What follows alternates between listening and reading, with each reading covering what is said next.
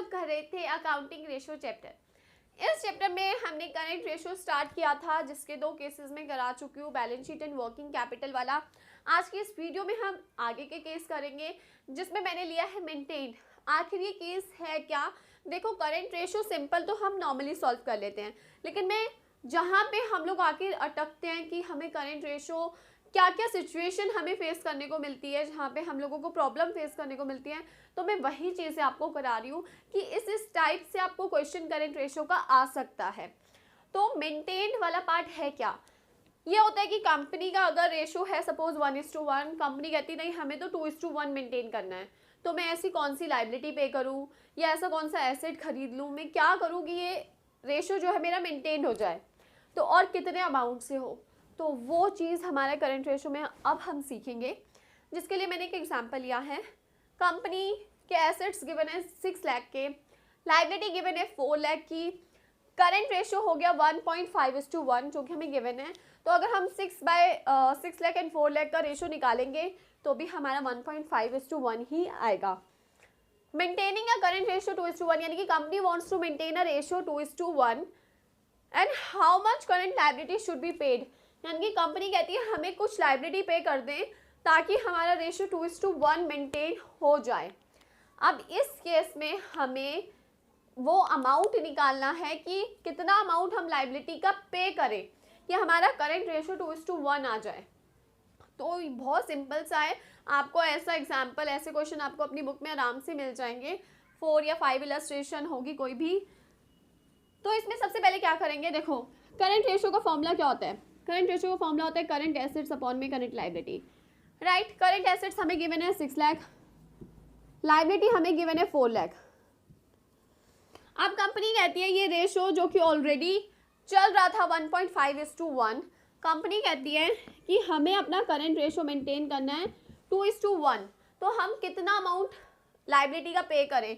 तो हम यहाँ पे एज्यूम करते हैं let amount of liability paid by company is x rupees. कितना कंपनी पे कर रही है? x रुपीज़ पे कर रही है ताकि कंपनी का रेशो मेंटेन हो 2:1। तो हम अपने करंट एसेट्स में से भी x माइनस करेंगे, करंट लाइबिलिटी में से भी x। अब मैंने दोनों तरफ x क्यों माइनस किया है? देखो, हमारी लाइबिलिटी कम हो रही है, कंपनी कह रही है कि हमें लाइबिलिटी कम करनी है ताकि हमारा रेशो 2:1 मेंटेन हो। तो हमने कहा ठीक है, करंट लाइबिलिटी में से x माइनस कर देते हैं, पर एसेट्स में से, क्योंकि देखो अगर आप लाइबिलिटी पे करोगे तो आपका कैश का अमाउंट या बैंक का अमाउंट भी तो कम होगा ना, तो आपके करंट एसेट्स भी कम हो रहे हैं। तो इसका इफेक्ट 2 जगह आ रहा है, करंट लाइबिलिटी में तो आ ही रहा है, उसके साथ साथ करंट एसेट्स में भी आ रहा है, क्योंकि हमारे पास या तो कैश या बैंक बैलेंस कम हो जाएगा। तो हम माइनस करेंगे। अब मैं इसको इस तरफ लिखती हूँ कि मैं अपने करंट एसेट्स में से और करंट लाइबिलिटी में से एक्स अमाउंट पे करूँ तो मेरा 2:1 रेशो मेंटेन हो, राइट। तो ये एक मेरी सिचुएशन बन गई, यानी कि ये क्या सिचुएशन बनी? CA minus x and CL minus x is equals to 2/1। अब हम CA की वैल्यू कितनी है? 6 lakh minus x, current liability 4 lakh की है, माइनस एक्स 2/1। अब इसको सॉल्व कर लेंगे। 6 lakh minus x 4 lakh minus x, solve किया। 6 लाख माइनस एक्स ऐसे ही रखते हैं हम, अभी इसको सॉल्व करेंगे। 2 × 4 कितना हुआ? 8 लाख माइनस 2x, राइट। ये माइनस का 2x इधर आके माइनस एक्स में 2x प्लस हो जाएगा, और 8 लाख में से हम इस 6 लाख को इधर ले जाएंगे तो ये प्लस माइनस माइनस होगा, लेकिन साइन पॉजिटिव आएगा। तो हमारे पास 2 में से 1 x गया तो 1 बच गया। साइन पॉजिटिव जो भी बड़ा होता है उसका आता है, जो कि हमने 9th की मैथ्स में सीखा है। 8 लाख माइनस 6 लाख 2 लाख, तो x की वैल्यू आ गई 2 लाख, यानी कि हमें अपनी करंट लाइबिलिटी का कितना अमाउंट पे करना है? सिर्फ 2 लाख रुपए। तो हमारा रेशो 2:1 मेंटेन हो जाएगा। आप चाहे तो इसे चेक कर सकते हैं। हमारे पास करंट एसेट थे 6 लाख के, 6 लाख में से 2 लाख माइनस करें तो अब बच गए 4 लाख, और 4 लाख के लाइबिलिटी थी उसमें से 2 लाख पे कर दिए तो बच गया 2 लाख। जब हम इसे कट करेंगे तो ये 2:1 आ जाएगा। तो इस तरीके से हम मेंटेन्ड वाला पार्ट करते हैं। आई होप आप लोगों को ये चीज़ समझ आई है। अब हम इसके आगे का केस करेंगे जो है इफेक्ट ऑफ ट्रांजैक्शन। तो अब हम स्टार्ट करते हैं अपना सेकेंड केस जिसमें इफेक्ट ऑफ ट्रांजैक्शन देखा जाता है। आखिर ये है क्या? देखो, आपको ये क्वेश्चन आ जाएगा कि आपको एक रेशो गिवन होगा 2:1, 1:1 और आपको 4 से 5 पॉइंट गिवन होंगे, ट्रांजैक्शंस गिवन होंगी कि इन ट्रांजैक्शंस का आपके रेशो पर क्या इफेक्ट आ रहा है। आपका रेशो इम्प्रूव होगा उन ट्रांजैक्शंस के बाद, रिड्यूस होगा या चेंज नहीं आएगा तो नॉट चेंज। तो आपको वो बताना है और उसका रीज़न भी स्पेसिफाई करना है। तो अब हम वो क्वेश्चन सीखेंगे जिसके लिए मैंने एक एग्जांपल लिया है और जिसमें करंट रेशो गिवन है हमें 2:1। ठीक है, अब इसमें वो हमसे डिफरेंट ट्रांजैक्शंस देके पूछेंगे कि भाई रेशो इंक्रीज होगा, डिक्रीज होगा या नॉट चेंज। तो कैसे सॉल्व करना है? तो सबसे पहले आपको ऐसे क्वेश्चन में क्या करना है, जो भी आपको करंट रेशो जैसे आपको गिवन है करंट एसेट्स अपॉन में करंट लायबिलिटी, कितना गिवन है 2:1। तो आप इसको रेशो को अमाउंट में कन्वर्ट कर लो। लाइक 2:1 को मैं अगर 20,000 और 10,000 लिखूं तो भी मेरा आंसर 2:1 आएगा। अगर मैं इसे 2 लाख और 1 लाख लिखूं तो भी मेरा आंसर 2:1 ही आएगा। बट हम लोग कम ही लेके चलेंगे, उसके पीछे रीज़न ताकि हमें ज़्यादा डिवाइड करना ना पड़े। हमें एक छोटे अमाउंट से हम खेल जाते हैं लेकिन बड़े अमाउंट को सॉल्व करना थोड़ा सा डिफ़िकल्ट हो जाता है, इसलिए हम अमाउंट भी छोटा ही लेंगे। लाइक 20,000 एंड 10,000, यानी कि 4 0 लगाओ, बात ख़त्म करो। तो हम 4 0 लगा के बात ख़त्म करेंगे।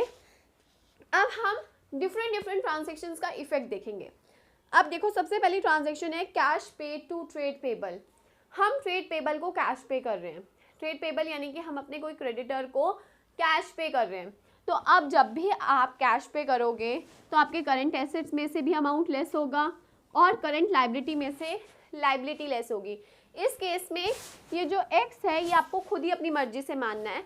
तो आप जैसे सपोज 20,000 मेरा एसेट्स है, 10,000 मेरी लायबिलिटी थी, तो मैं इसमें से 5,000 सपोज करो पे कर रही हूँ। तो 5,000 मैं यहाँ से लेस करूँगी, 5,000 यहाँ से। अब मैंने 5,000 ही क्यों माना? देखो, आप चाहे 2,000, 1,000, 4,000 या 10,000 भी मान सकते हो, कोई गलत नहीं होगा। लेकिन अगर आप 10,000 मानोगे तो आपकी लायबिलिटी 0 हो जाएगी। तो आपको ये ध्यान में रखते हुए मानना है कि वो एक ऐसा अमाउंट हो जो विद इन द लिमिट हो। सेकेंड चीज़, एक ऐसा अमाउंट हो जो राउंड ऑफ में फिगर आ जाए। तो मैं 20 में से अगर 5 माइनस करूँगी तो मेरा 15 आएगा और 10 में से 5 माइनस किया तो 5 आया। जब इसको सॉल्व करेंगे तो हमारा आंसर 3:1 आएगा। तो हमारा रेशो इम्प्रूव हो रहा है, राइट? हमारा रेशो क्या हो रहा है? इम्प्रूव हो रहा है। अब इस पूरे केस में आपको क्या चीज़ समझनी है? एक तो अमाउंट मानना और आप कितना पे कर रहे हो वो एक राउंड ऑफ फिगर लो। चाहे आप 2,000 भी लोगे तो भी आपका रेशो इम्प्रूव ही होगा। लेकिन मैं कहूँगी आप एक ऐसा अमाउंट लो जिससे आपका आंसर सॉल्व करने में आपको आसानी रहे, डिफ़िकल्टी ना आए, राइट? अगर मैं यहाँ 2 लेती तो सपोज करो 2 लेने पे क्या आता मेरा 18,000 और 8,000 कट करते 8 2 ज़ा 16 पॉइंट लगा 20, 8 2 ज़ा 16, तो 2.2:1। ठीक है, तो भी इम्प्रूव ही हो रहा है। 2 से अगर हम कंपेयर करें तो हमारा इम्प्रूव हो रहा है, लेकिन सॉल्व करना कितना डिफिकल्ट हो रहा है। तो मैं आपको बोलूँगी ऐसा कुछ राउंड ऑफ अमाउंट लो ताकि आपको सॉल्व करने में ईजी रहे। अब आगे बढ़ते हैं। जैसे हमें सेकंड बोला है कि हमने बिल रिसीवेबल एंडोर्स कर दिया क्रेडिटर को। हमारे पास एक बिल रिसीवेबल पड़ा था जो कि हमारे करंट एसेट्स का पार्ट था। हमने उसे अपने क्रेडिटर को दे दिया कि भाई तू इस वाले पर्सन से जिसका ये BR है उससे पैसे ले लेना। तो अब इस केस में भी हमारा करंट एसेट्स कम हो रहा है, हमारी करंट लायबिलिटी भी कम हो रही है। तो दोनों को माइनस करेंगे कितने से? अगेन 5,000 मान लिया, तो हमारा क्या आंसर आ रहा था 3:1। तो इस केस में भी हमारा रेशो इम्प्रूव होगा। अब नेक्स्ट केस लेते हैं जिसमें हम लोग डिविडेंड पे कर रहे हैं। तो मैं आपको एक बात बताऊं, जब भी हम लोग डिविडेंड पे करते हैं तो डिविडेंड ऑलरेडी पहले से निकाल के रख लिया होता है। तो आप डिविडेंड को ये मत मानना कि भाई हमारा लायबिलिटी में से कोई चेंज नहीं आ रहा। तो हमारी लायबिलिटी में से भी चेंज आता है। तो इस केस में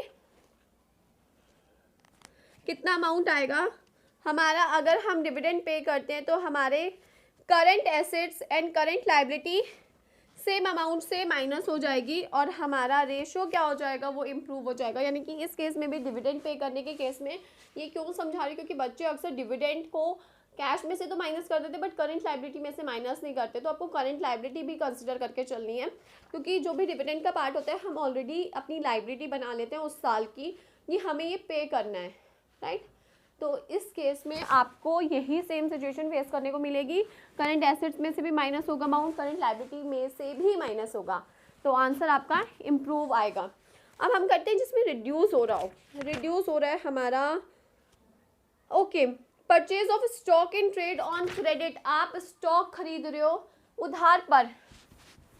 देखो जब भी हम स्टॉक खरीदते हैं हमारे एसेट प्लस हो जाता है और उधार पे खरीदने पर लाइबिलिटी प्लस हो जाती है, तो दोनों तरफ प्लस हो रहा है। अगर इसको भी मैं 5000 मानूँ तो 20 + 5000 25,000 एंड 10 + 5000 15,000 हो जाएगा।